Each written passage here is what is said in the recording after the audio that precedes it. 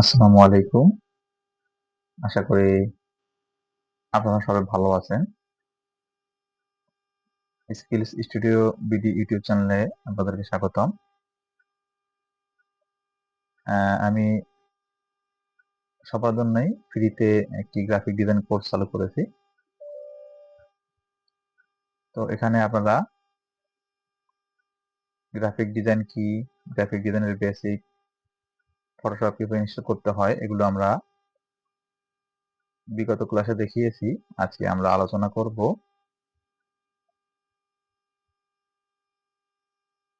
Type টুল থেকে এখানে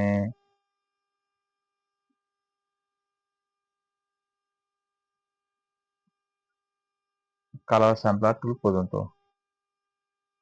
তো চলুন কথা না বাড়িয়ে শুরু করা যাক। আমরা ফটোশপ CS60 ওপেন করব, একটি নতুন ফাইল ক্রিয়েট করব। তো ক্রিয়েট করার জন্য আমরা কন্ট্রোল এন অথবা এখান থেকে আপনি ফাইল থেকে নিউ এ ক্লিক করে একটি ফাইল নিতে পারবেন।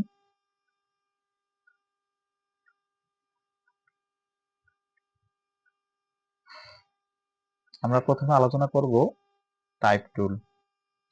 টাইপ টুলটির মাধ্যমে আপনারা বাংলা, ইংরেজি, আপনি যে কোনো ভাষা লিখতে পারবেন।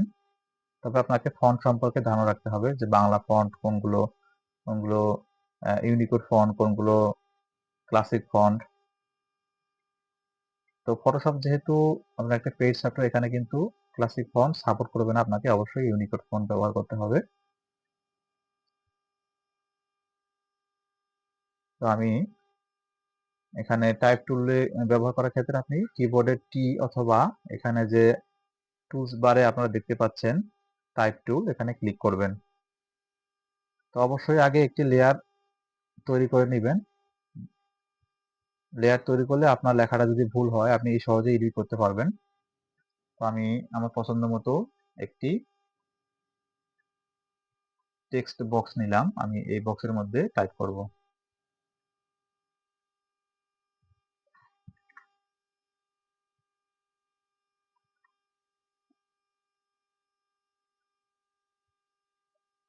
দেখতে পাচ্ছেন যে আমার এখানে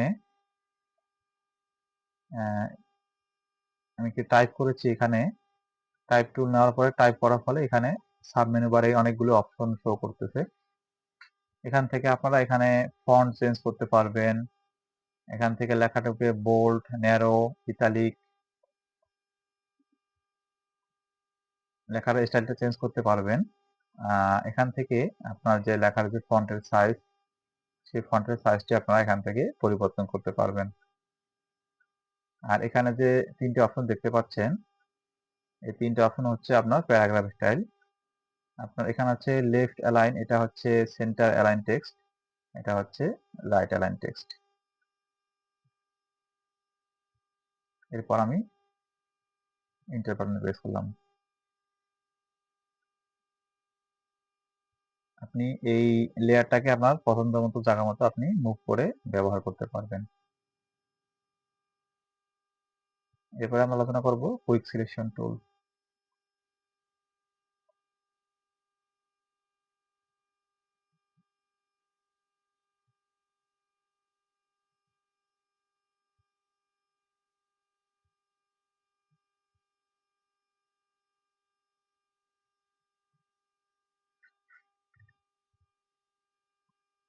কুইক সিলেকশন টুল হচ্ছে একটি সিলেকশন টুল। ফটোশপে যত ধরনের টুলস আছে সবগুলোই লেয়ার বা কোনো ছবির নির্দিষ্ট কালার বা নির্দিষ্ট অংশকে সিলেক্ট করার জন্য ব্যবহার করা হয়, যাতে আমরা ওই নির্দিষ্ট লেয়ারে বা শেপে কালার নিজের পছন্দ মতো কালার দিতে পারি বা ডিলিট করতে পারি। তো কুইক সিলেকশন টুল হচ্ছে যেখানে আপনার 2 নাম্বার সারিতে এখানে ডাব্লু, কিবোর্ডের ডাব্লু বাটন প্রেস করলেও আপনি কুইক সিলেকশন টুলটা নিতে পারবেন, অথবা মাউস দিয়ে ক্লিক করেও আপনি কুইক সিলেকশন টুলটি ব্যবহার করতে পারবেন।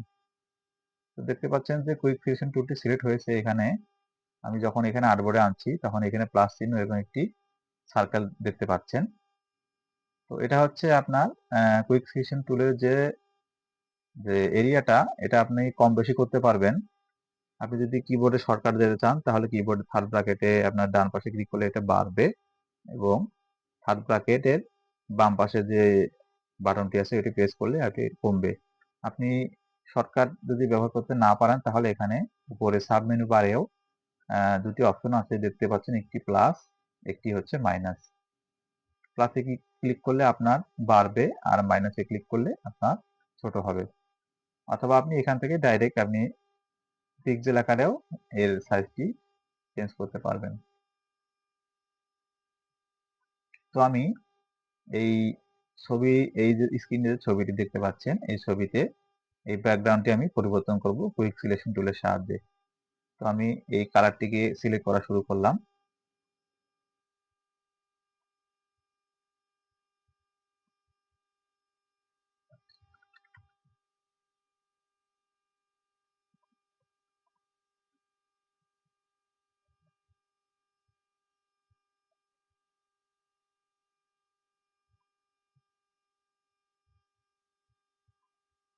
তো আমার সিলেক্ট করা হয়ে গেছে।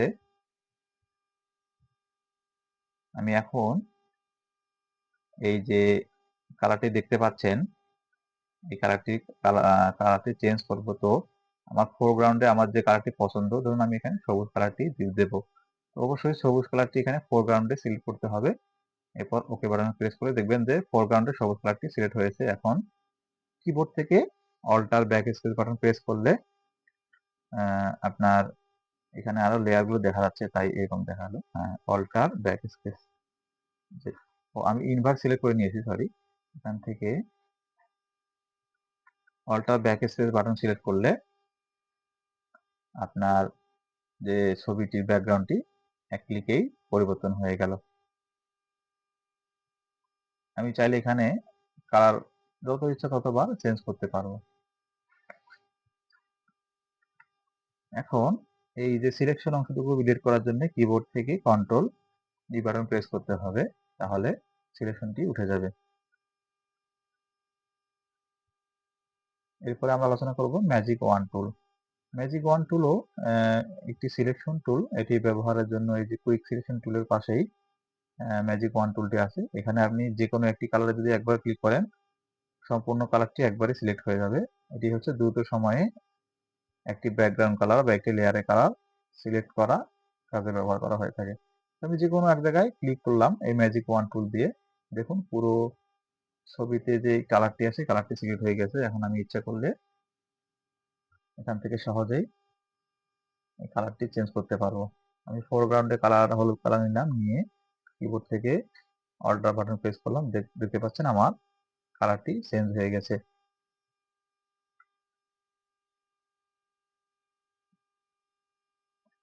এরপরে আমরা আলোচনা করব লেসো টুল। লেসো টুল, পলিগনাল লেসো টুল এবং ম্যাগনেটিক লেসো টুল, এই তিনটি হচ্ছে তিনটিও একটি সিলেকশন টুল। এটি দিয়েও ছবির বা লেয়ার বা যে কোনো কালার সিলেক্ট করা, যে কোনো অংশ সিলেক্ট করা হয়। লেসো টুল নেওয়ার জন্য এখানে আপনারা স্ক্রিনে দেখতে পাবেন এই যে এখানে এল এল কিবোর্ড থেকে এল প্রেস করলে আপনার লেসো টুলটি অটোমেটিক সিলেক্ট হয়ে যাবে। তো আমি লেসো টুলটি এখান থেকে সিলেক্ট করে নিলাম। লেসো টুলটি ব্যবহার করার জন্য আপনার যে কোনো ছবির একটি জায়গায় ক্লিক করে ধরে মাউস ছেড়ে দেওয়া যাবে না। মাউস ছেড়ে দিলে কিন্তু অটোমেটিক অংশ সিলেক্ট হয়ে যাবে আপনার। তো সেক্ষেত্রে আপনাকে এক ক্লিকেই আপনার ছবির নির্দিষ্ট অংশ সিলেক্ট করে নিয়ে তারপরে ছেড়ে দিতে হবে। এই যে আমার অংশটুকু যে সিলেক্ট হয়েছে, আমি এই সিলেক্টের যে এরিয়াটুকু এর মধ্যে আমি ইচ্ছা করলে যে কোনো কালার দিতে পারবো। দেখুন আমি ফোরগ্রাউন্ডে কালার সিলেক্ট করে নিচ্ছি সবুজ। এখন এই কালারটি আমি চেঞ্জ করে দিচ্ছি। দেখুন ওই সিলেক্ট কালার যে সিলেক্টেড যে এরিয়া, লেসো টুল দিয়ে আমি সিলেক্ট করলাম এরিয়াটা, ওই এরিয়াটায় কালার চেঞ্জ হয়ে গেছে। তো আমি ইচ্ছা করলে এটা মুভ টুল দিয়ে এটি মুভও করতে পারবো। দেখতে পাচ্ছেন আমার অংশটুকু কিন্তু একবারে কেটে গেছে।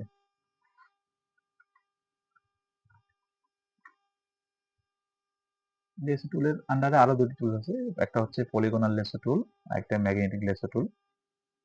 পলিগনালটা হলো আপনি একবারে ক্লিক করার দরকার নাই, আপনি এক জায়গায় ক্লিক করে এরপর আপনি একটু দেখে শুনে আবার ক্লিক করে করে পুরো ছবিটি আপনি সিলেক্ট করতে পারবেন।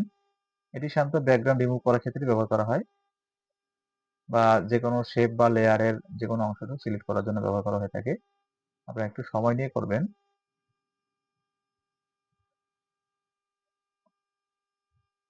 দেখুন আমার এই ছবিটি সিলেক্ট হয়ে গেছে। তবে অবশ্যই খেয়াল রাখতে হবে আপনি যেখান থেকে শুরু করেছেন শেষ আপনার এরিয়াটুকু সিলেক্ট করার শেষে আপনার ওই জায়গায় ক্লিক করলে তাহলে অটোমেটিক সিলেক্ট হয়ে যাবে। আর যদি আপনি চান যে আপনি এইভাবে সিলেক্ট করবেন তাহলে কন্ট্রোল এন্টার বাটন ক্লিক করলে আপনার অটোমেটিক যে অংশটুকু যে পর্যন্ত ক্লিক করছেন সেটুকু সিলেক্ট হয়ে যাবে। তো এরপরে আপনারা কালার চেঞ্জ করতে পারবেন, লেয়ার অ্যাডজাস্টমেন্ট করতে পারবেন আপনার পছন্দ মতো। এরপরে আছে ম্যাগনেটিক লেসো টুল। ম্যাগনেটিক লেসো টুল হচ্ছে আপনার যে কোনো ছবি যে ব্যাকগ্রাউন্ড থাকে সেটি রিমুভ করার জন্য সবথেকে একটি গুরুত্বপূর্ণ টুলস। এটি আসলে দেখুন আমি যে মাউসটি ড্র্যাগ করার ফলে অটোমেটিক ম্যাগনেটের মতো লেসার টুলে যে দেখেন আমি কিন্তু ক্লিক করতেছি না, শুধুমাত্র প্রথমে ক্লিক করার পরে আমি মাউসটি শুধু একটু মুভ করতেছি, অটোমেটিক ছবির সঙ্গে অ্যাডজাস্ট হয়ে হয়ে আপনার সিলেক্ট এরিয়াটুকু সিলেক্ট হয়ে যাচ্ছে। মানে চুম্বকের মতো এটা আপনার মাউস ড্র্যাগ করার সাথে সাথেই লেগে যাচ্ছে ছবির নির্দিষ্ট অংশে।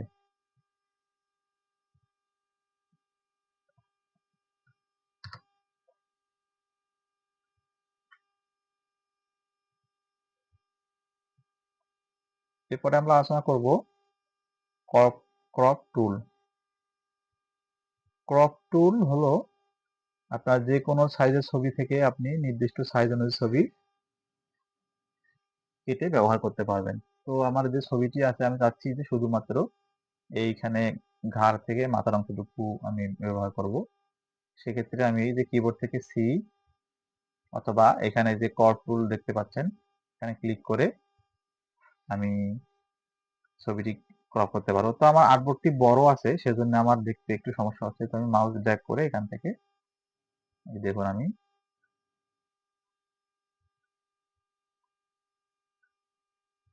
অ্যাডজাস্ট করে নিচ্ছি।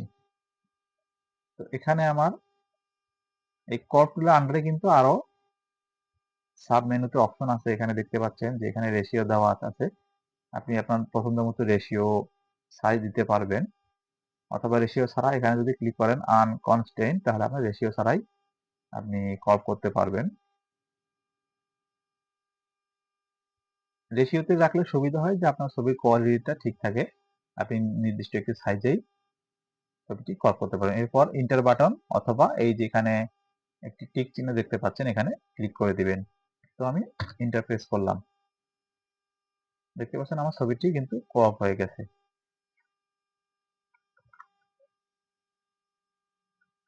এরপর পার্সপেক্টিভ ক্রপ টুল।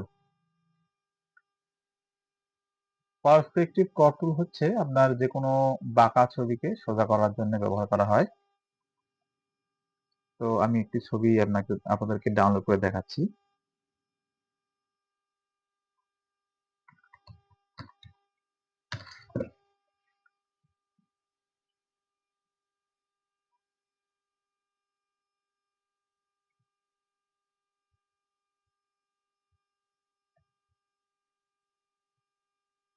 ছবিটি কপি করলাম, কপি করে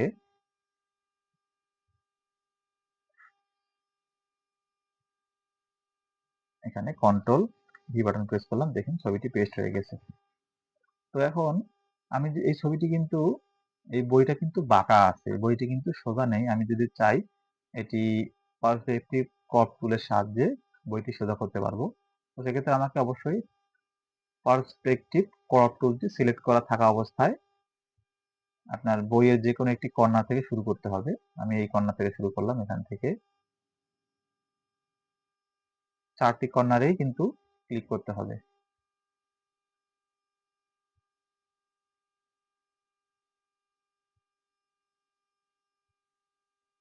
এরপরে ইন্টার অথবা এখানে টিকে ক্লিক দেখুন আমার বইটি কিন্তু সোজা হয়ে গিয়েছে। আমার সিলেক্ট করাটা একটু সমস্যা ছিল, আমি আবার দেখাচ্ছি। দেখুন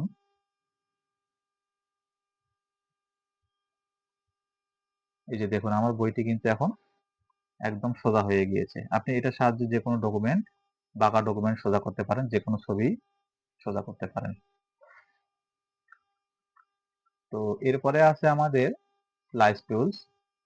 স্লাইস টুল হলো আপনার অনেক সময় অনেক বড় ছবি প্রিন্ট করতে হয়, যেটা একটি পেপারে হয় না, কয়েকটি পেপারে প্রিন্ট করতে হয়। তো স্লাইস টুলের সাহায্যে আপনি ছবিটিকে কেটে নেবেন। এই কেটে নিয়ে ৩টি বা ৪টি টুকরোতে আপনার সুবিধা মতো প্রিন্ট করে পরে জোড়া দিতে পারেন। তো দেখুন আমার এখানে এই ছবিতে মোট টোটাল ৩টা পার্ট সিলেক্ট হয়েছে। এই ছবিটি ৩ ভাগে সেভ হবে। এই ৩ ভাগে সেভ করার জন্য আপনাকে ফাইল থেকে সেভ ফর ওয়েবে ক্লিক করে সেভ করতে হবে। তাহলে আপনার ছবিটি ৩ ভাবে সেভ হবে। আমি দেখাচ্ছি আপনাকে। সেভ ফর ওয়েব, সেভ, ডেস্কটপে সেভ করে দেখাচ্ছি।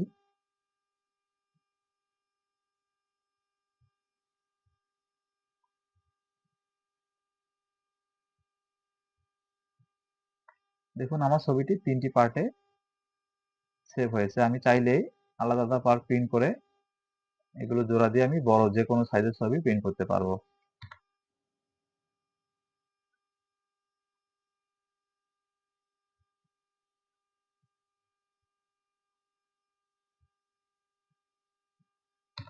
আর স্লাইস টুলের আন্ডারে যে স্লাইস সিলেক্ট টুল আছে, এই টুলসটি হলো আপনি যে স্লাইস করছেন যে টুলস গুলো, যে পার্ট লেয়ার গুলো, সেগুলোকেই আপনারা কম বেশি রিসাইজ করতে পারবেন।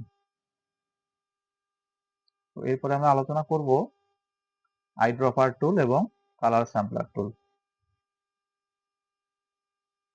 আইড্রপার টুল হলো আমার এখানে কি কালার প্লেট আমি নিচ্ছি আপনাদেরকে দেখার জন্য।